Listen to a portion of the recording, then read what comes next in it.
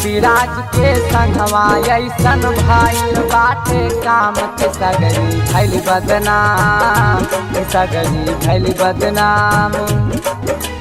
कीड़ा पारी पोखरा दे हमें देखी है प्रभु श्री राम की सरहु कैन बदनाम, सगरी भैली बदनाम।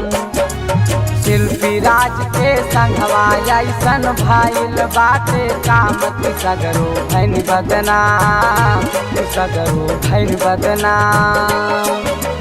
कीड़ा पारी ओकरा दे हमें देखी है प्रभु श्री राम की सगरो भैन बदनाम, सरहु कैन बदनाम, सगरो भैन बदनाम, झूठहु भैन बदनाम।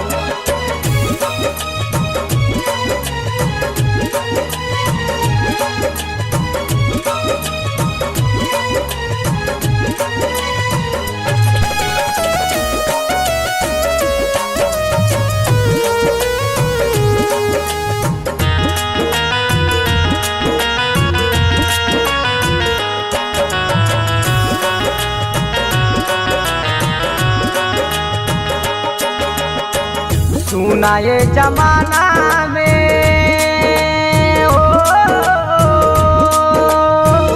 कैसन भइला सब नालायक हो।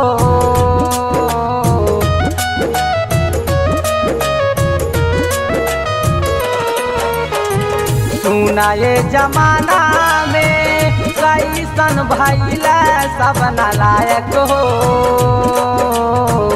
बहन बिटिया घरावा में छोट मोट बाड़ी सब गायक हो।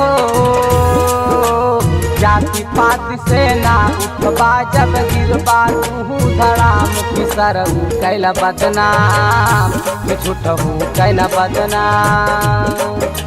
शिल्पी राज के संगवा ऐसन भाईल बाटे काम के सगरी भैल बदनाम, सरहु कैल बदनाम।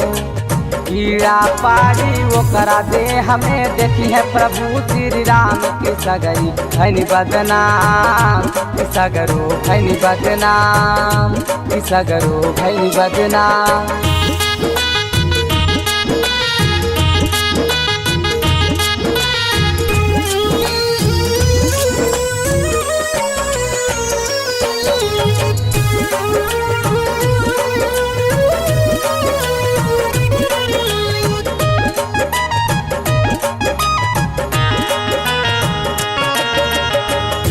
एगो तया सही देखा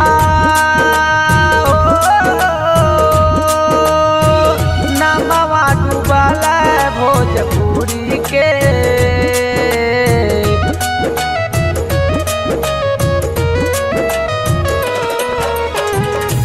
एगो तया सही देखा नमवा डूबल भोजपुरी के।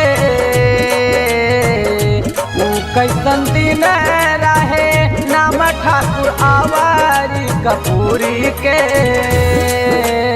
अब त हाथ जोड़ी गाना गावे कैला ऐसन काम की सगरी भैनी बदनाम, सगरी भैनी बदनाम। शिल्पी राज के संगवा ऐसन भाईल बाटे काम के सगरी भैल बदनाम, सगरी भैल बदनाम।